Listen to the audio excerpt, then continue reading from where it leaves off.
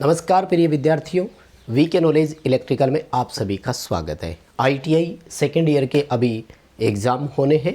Important questions की video लेकर एक बार फिर उपस्थित हूँ। टॉपिक वाइज आपको वो क्वेश्चन करवाए जा रहे हैं जो आपके एग्ज़ाम में देखने को मिल जाएंगे, क्योंकि इस वीडियो में हमने जो क्वेश्चन उठाए हैं वो पिछले 2 वर्षों में, वर्ष 2021 और वर्ष 2022 में जो आपके एग्ज़ाम में पूछे गए थे वही क्वेश्चन हम आपको करवाने जा रहे हैं। आईटीआई में बहुत सारे क्वेश्चन प्रीवियस पेपर से ही रिपीट होते हैं, सो हमने उन क्वेश्चंस को लिया है। आप यदि पेपर देने वाले हैं तो इस वीडियो के सभी क्वेश्चंस को लास्ट तक पूरा देखना, आपके पेपर में देखने को ये आपको ज़रूर मिल जाएंगे। वैसे हम आपको इस पर 2 क्लास पहले दे चुके हैं, ये हमारी क्लास नंबर 3 है। तो यदि आपने पिछली 2 क्लासेज अटेंड नहीं करी तो प्लेलिस्ट में वीडियो मिल जाएंगे, जाकर के उनको भी देखें। सेकेंड ईयर के जितने भी सारे टॉपिक है 8 से 9 टॉपिक, उन पर 8 से 9 क्लास हम आपको देने वाले हैं। सो रिक्वेस्ट करूँगा कि जाकर के सारे देखना। विश्वास दिलाता हूँ आपके एग्ज़ाम पेपर में यही क्वेश्चन आपको देखने को मिल जाएंगे। आज के जो हमारा टॉपिक है उसमें जो क्वेश्चन है वो है यूपीएस इन्वर्टर के क्वेश्चंस है, ठीक है। इससे पहले कंट्रोल पैनल वायरिंग का दे चुका हूँ, इलेक्ट्रॉनिक्स के क्वेश्चंस हो चुके हैं। उसके बाद में सब स्टेशन और उत्पादन, प्रसारण, वितरण, उनके टॉपिक्स आएंगे, तो कंप्लीट आपको देखना है। चलिए, पहला सवाल आपके सामने है। एक और बता दूं आपको, ये जितने भी क्वेश्चन हैं निम्मी असाइनमेंट के क्वेश्चन हैं आईटीआई में, उन्हीं में से रिपीट हो रहे हैं। सीबीटी एग्ज़ाम पेपर होता है आपका, तो आप सोच रहे होंगे कि आपको कैसे पता लगा ये क्वेश्चन आए हैं। तो जिस दिन पेपर होता है तो बच्चे हमें उसी दिन व्हाट्सएप पर ये क्वेश्चंस भेजते हैं। आप देख सकते हैं प्रीवियस वीडियो हमने बनाए हुए हैं, वही क्वेश्चंस हैं जो एग्ज़ाम में आ सकते हैं। 8 से 10 क्वेश्चन है बस, पूरा यूपीएस आपका कंप्लीट हो जाएगा। इनको देख लो, यही मिलेंगे। चलिए आगे बढ़ते हैं। पहला सवाल क्या कह रहा है, यूपीएस को पूरे लोड के साथ ट्रिप करने का कारण क्या है। थोड़ा सा क्वेश्चन की लैंग्वेज गलत लिख दी, कंपटीशन एग्ज़ाम की दृष्टि से भी बता रहा हूँ, क्योंकि अब सेकेंड ईयर पास कर लोगे, कंपटीशन एग्ज़ाम की तैयारी करनी है। और जो बच्चे कंपटीशन एग्ज़ाम की तैयारी कर रहे हैं फिलहाल हमारे साथ जो जुड़े हुए हैं, वो भी इस तरह के क्वेश्चन को देख सकते हैं, क्योंकि आजकल कंपटीशन एग्ज़ाम में निम्न असाइनमेंट के क्वेश्चन आ रहे हैं। दरअसल सवाल यहाँ पर यह है, पूरा लोड नहीं है, इंग्लिश बोलें तो रेटेड लोड बोलेंगे इसे। वो ये कह रहा है कि लोड निर्धारित है, जितना देना चाहिए था उतना ही दिया है, लेकिन फिर भी जो यूपीएस है वो ट्रिप हो रहा है। यूपीएस का पूरा नाम क्या है, अनइंटरप्टेबल पावर सप्लाई होती है, यानी जब मेन पावर सप्लाई चली जाए तो ऑक्सिलरी हमें इस सप्लाई प्रोवाइड करवाने का काम करता है। बैटरी सिस्टम, रेक्टिफायर सिस्टम होता है, इन्वर्टर होता है पूरा। तो ये अपने निर्धारित मान पर ट्रिप हो रहा है। मान लेते हैं एक एग्जांपल कि 5 केवीए का हमने यूपीएस लगाया हुआ था, छोटा सा एग्जांपल ले रहे हैं, और जैसे ही लोड 5 केवीए आता है तो ही ट्रिप हो रहा है। इसका मतलब क्या है, इसका मतलब ये है कि जो ओवरलोड रिले हमने लगा रखे ना, उसकी सेटिंग गलत है। जैसे ओवरलोड रिले का एक एग्जांपल दे रहा हूँ, अब इस लोड के अकॉर्डिंग नहीं, सीधा एग्जांपल दे रहा हूँ। ओवरलोड रिले हमने लगाई हुई है, मान लेते हैं कि 5 से लेकर के 12 एम्पियर वाली कोई रिले लगाई हुई है। रिले लोड इस तरह का था, मान लेते हैं कि लोड लगभग 10 एम्पियर चलता रहता है जनरल मामले में। हमने इस ओवरलोड की रिले की जो सेटिंग है ना, गलती से वो 8 एम्पियर पर ही कर रखी है, तो ट्रिप होगा ही ना, क्योंकि रेटेड लोड आएगा उस समय धारा कितनी चलेगी, 10 एम्पियर, लेकिन हमारे ओवरलोड रिले की सेटिंग कितनी है, 8 एम्पियर पे ही, तो वो तो रेटेड लोड पे ही ट्रिप होगा। हाँ, ओवरलोड होगा तब तो ट्रिप होना जाहिर बात है। बी उत्तर आएगा, इनकरेक्ट ओवरलोड सेटिंग। दोस्तों आगे बढ़ने से पहले रिक्वेस्ट करूँगा, चैनल से पहली बार जुड़े हैं तो सब्सक्राइब कर लीजिए, क्योंकि इसी तरह की अपडेट हम इस चैनल पर प्रोवाइड करवाते हैं। आपके एग्ज़ाम तक इस तरह के इंपॉर्टेंट वीडियोज़ हम आपको प्रोवाइड करवाएंगे, theory, workshop, calculations, engineering drawing, employability skills. अगला सवाल, एक यूपीएस में बैकअप कम रहता है, कारण क्या है। बहुत सिंपल सी बात है, यूपीएस का बैकअप ये यूँ कहना चाह रहा है ये आधे घंटे चलता है, लोड ज़्यादा है, कैपेसिटी कम है। सिंपल बेसिक आंसर है।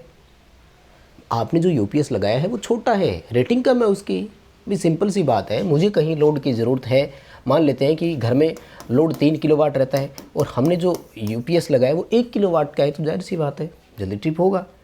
ए उत्तर आ जाएगा कि जो एम्पीयर आवर कैपेसिटी है बैटरी की वो सफिशिएंट नहीं है, वो पर्याप्त नहीं है।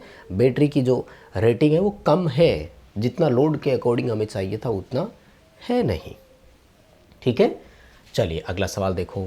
अच्छा एक बात और बता दूं, निम्मी असाइनमेंट में जो आंसर दिए हुए वही करके आना, भले वो गलत हो, वो उसी को सही मानते हैं, आपको नंबर मिलेंगे।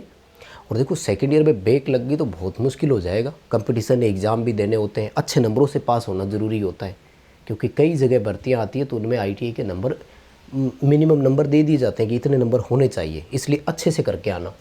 देखो अगला सवाल कह रहा है कि यूपीएस में कौन सा वो पार्ट है जो इनपुट वोल्टेज जब फेल हो जाता है तो कंटिन्यूस आउटपुट वोल्टेज देता है। भाई बैकअप के तौर पे कौन है जो सप्लाई को बैकअप करके रखता है? बड़ा सिंपल सा है, बैटरी रखती है।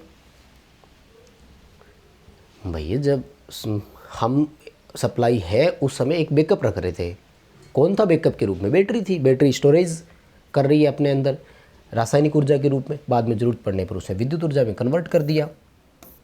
ए उत्तर आएगा।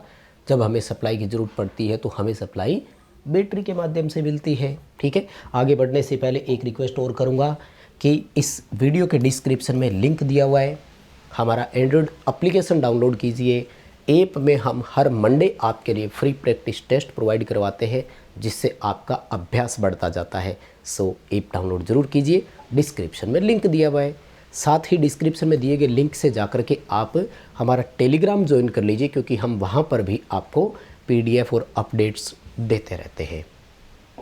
हाँ, अगला सवाल देखिए, यूपीएस में बैकअप का समय कैसे बढ़ाया जा सकता है? दो चीज़ें आ गई।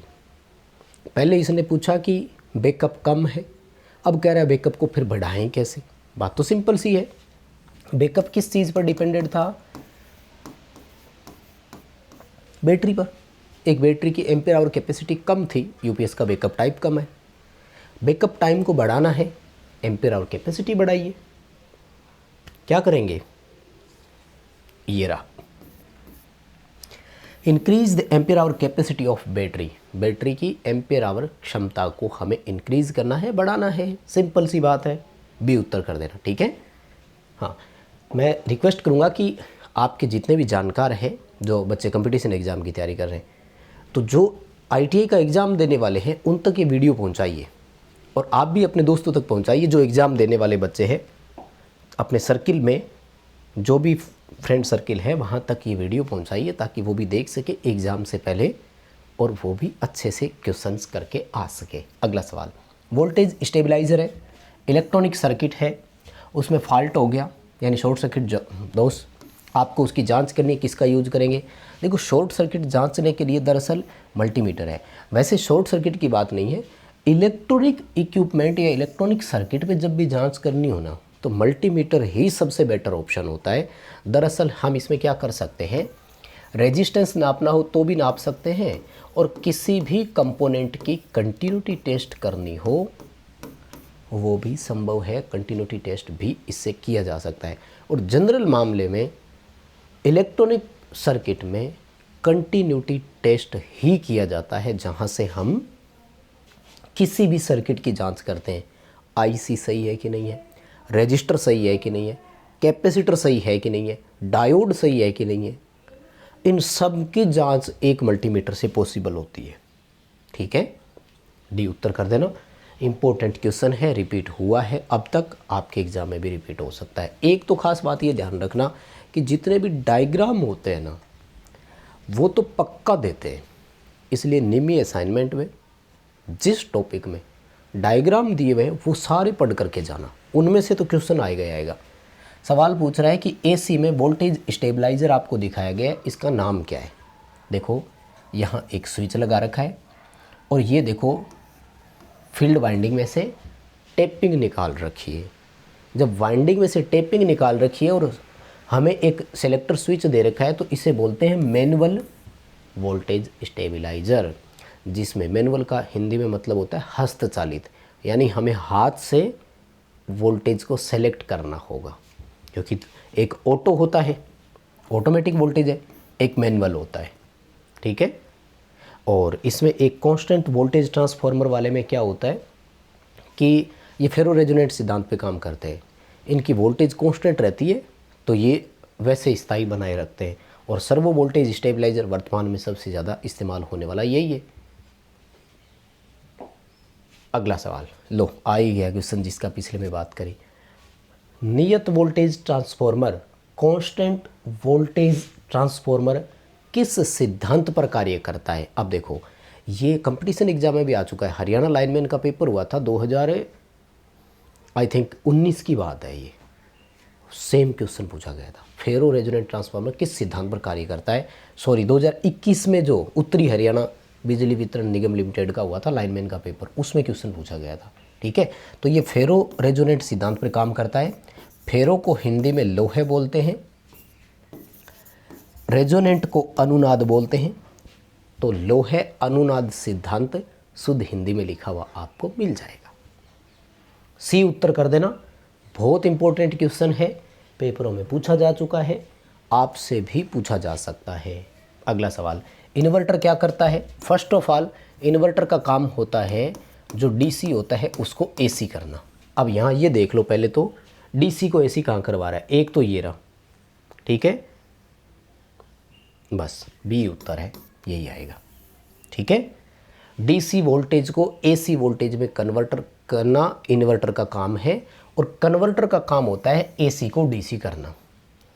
और डीसी वोल्टेज को हायर लोअर नहीं, डीसी के मान को कम ज़्यादा करना है तो इसके लिए लगता है चॉपर, एसी के मान को कम ज़्यादा करना है तो इसके लिए लगता है ट्रांसफॉर्मर, एसी की फ्रिक्वेंसी कम ज़्यादा करनी है तो इसके लिए लगता है साइक्लो कन्वर्टर।